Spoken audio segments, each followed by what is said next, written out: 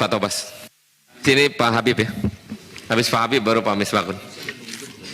Oke.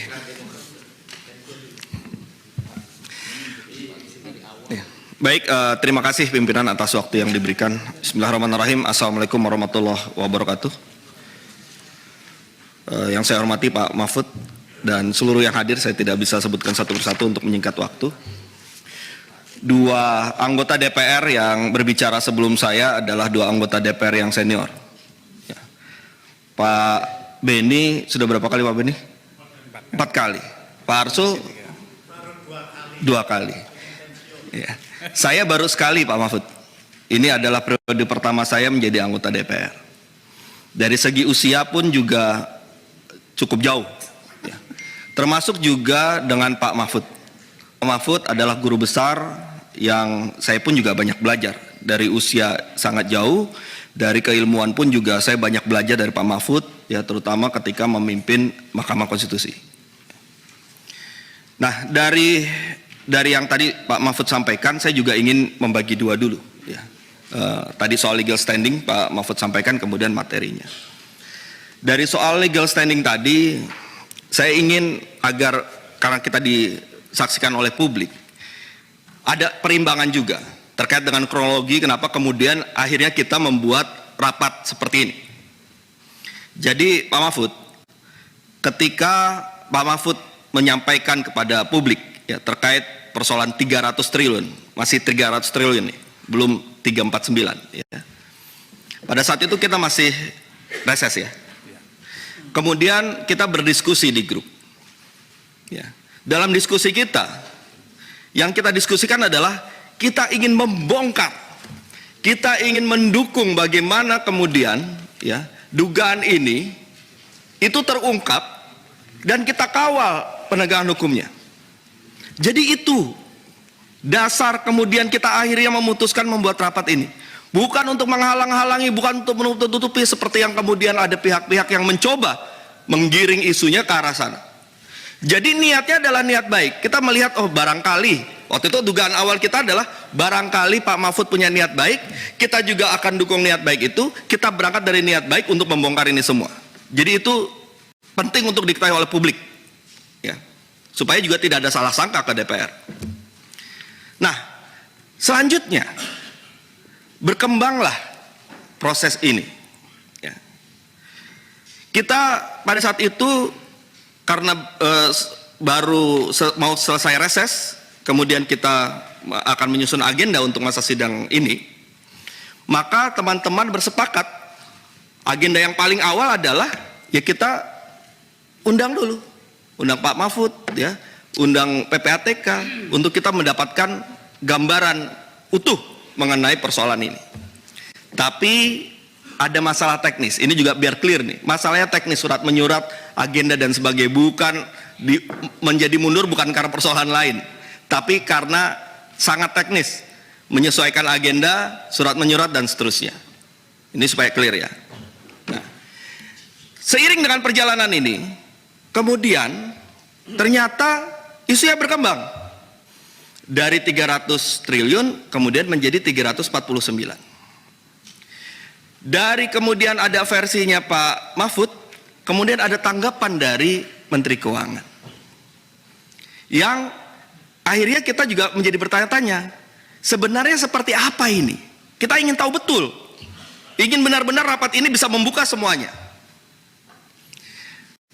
Ketika kita agendakan rapat, ya, yang awalnya kita ingin ada PPATK bersama juga Pak Mahfud, tapi akhirnya yang bisa dilakukan karena tidak kesesuaian agenda ini, waktu jadwal, akhirnya hanya kepala PPATK saja. Pada saat itu, saya awalnya juga mungkin teman-teman sebagian berpikir 349T ini seluruhnya melibatkan oknum Kementerian Keuangan. Karena bombastis sekali, luar biasa nih, 349T, besar sekali. Bahkan masyarakat pun juga melihatnya seperti itu. Melihat ini Kementerian Keuangan isinya maling semua dan sebagainya, yang persepsi yang timbul seperti itu di awal ini, ya. Nah oleh karena itu kita ingin membuka ini semua.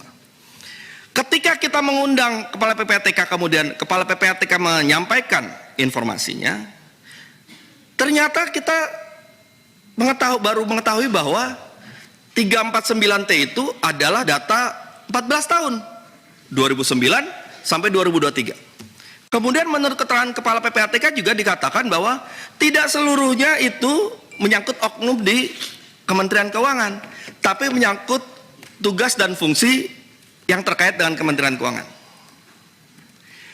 Kita sebenarnya berharap keterangan yang tadi Pak Mahfud sampaikan itu disampaikan oleh Kepala PPATK yang clear tadi, sehingga setelah itu nanti kita bisa cross check juga kepada Kementerian Keuangan, kan begitu. Tapi pada saat itu sepertinya belum siap untuk datanya sedetail ini, ya, sehingga kita merasa perlu untuk melanjutkan rapatnya, juga melibatkan dengan Pak Mahfud yang sudah menyampaikan kepada publik. Sebelum rapat ini, kemarin kita dapatkan informasi berdasarkan rapat di Komisi 11. Oke, nah jadi itu gambaran terkait dengan tanggapan saya soal legal standing, supaya kita clear nih, ya. Jangan sampai kemudian dituduh kita macam-macam dan sebaliknya juga seperti itu.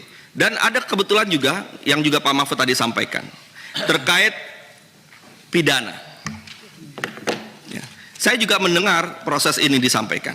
Tapi Pak Mahfud, ini juga supaya clear kali-kali untuk publik, bahwa yang teman-teman sampaikan bukan menyatakan Pak Mahfud ini harus dipidana. Tidak, Pak Mahfud.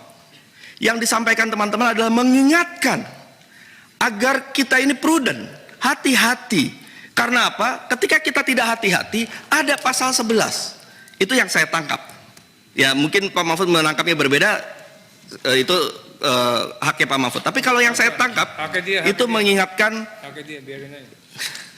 itu untuk mengingatkan bahwa kita harus prudent. Itu saja. Jadi saya berharap hubungan kita ini adalah hubungan kelembagaan DPR dengan pemerintah. Tidak kemudian malah menjadi personal. Itu yang juga saya coba belajar dari para senior, ya. Semestinya persoalan ini tidak menjadi persoalan personal, tapi persoalan yang kelembagaan saling menghormati satu sama lain. Oke, itu satu bagian. Sekarang bagian kedua, Pak Mahfud. Terima kasih atas paparannya. Ini kejutan kedua, sangat mengejutkan paparan dari Pak Mahfud. Kenapa? Karena saya kemarin ikuti betul keterangan Ibu Sri Mulyani di Komisi 11. Saya pelajari juga data-datanya semuanya. Ternyata totally different, beda betul.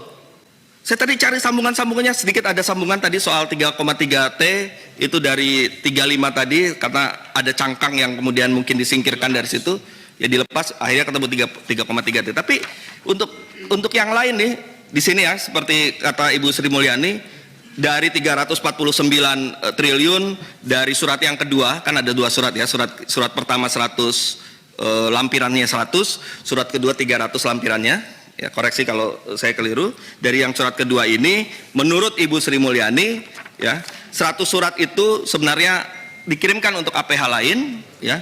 Kemudian 65 surat itu terkait dengan transaksi korporasi, ya, yang jumlahnya 253T. Kalau yang tadi ke APH jumlahnya 74T. Kemudian barulah 22T itu terkait dengan korporasi dan pegawai, di mana dipecah lagi 3,3T itu yang berhubungan langsung dengan oknum. Itu keterangan Ibu Sri Mulyani. Karena itu terlebih dahulu dibandingkan dengan apa yang disampaikan oleh Pak Mahfud hari ini, maka tadinya saya akan mengejarnya di situ. Tapi ternyata dari keterangan Pak Mahfud beda sekali. Artinya ada masalah di sini. Kalau saya merekomendasikan kepada pimpinan, ini clear. Ada dua data yang berbeda. Satu data pasti salah. Karena kita di sini sama-sama mencari kebenaran, maka kita harus pansuskan kalau menurut saya.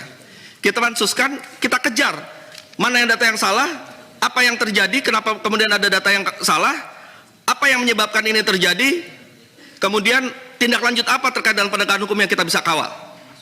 Nah, itu. Saya berharap sebenarnya pertemuan pertama dengan Kepala PPATK itu kita menghasilkan dua hal, ya.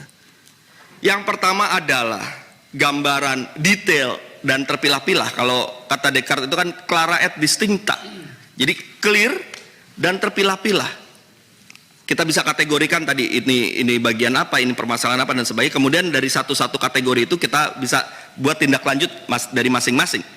Tapi kita belum mendapatkan itu kemarin. Yang kedua, yang juga kita ingin dapatkan adalah problemnya apa?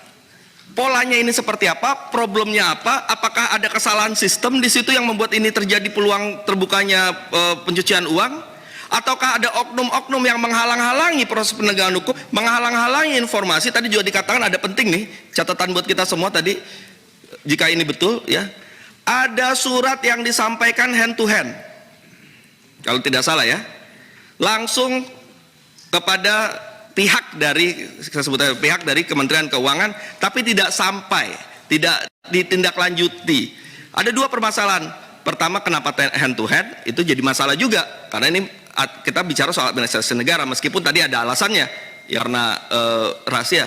Tapi yang kedua, kenapa kemudian mau itu tidak tepat secara administrasi, tapi kenapa kemudian dia tidak ada tindak lanjut atau tidak diterima atau hilang datanya? Nah, ini juga penting. Nah, oleh karena itu menurut saya ini adalah hal yang sangat besar ya buat kita bongkar, dan forumnya yang paling tepat adalah Pansus. Yang dihadiri juga yang ada satu kesempatan di mana semua pihak hadir, ada Pak Mahfud, ada Kepala PPATK, ada Ibu Sri Mulyani, sehingga semua kita bisa adu data ya, lihat cek kebenaran, termasuk juga yang paling penting buat saya, yang paling penting adalah apa yang bisa kita lakukan tindak lanjut untuk perbaikan ke depan. Demikian pimpinan, terima kasih. Wassalamualaikum warahmatullahi wabarakatuh.